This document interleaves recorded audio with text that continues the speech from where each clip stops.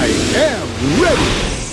GMA Weather, serbisyong totoo ng GMA News.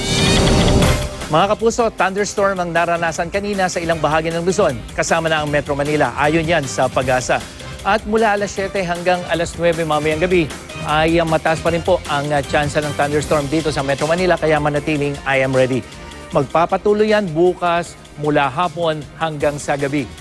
Isang low pressure area naman ang namata ng Pag-asa, 415 kilometers dyan sa may silangan ng G1, Eastern Samar, bagamat nananatiling mababa.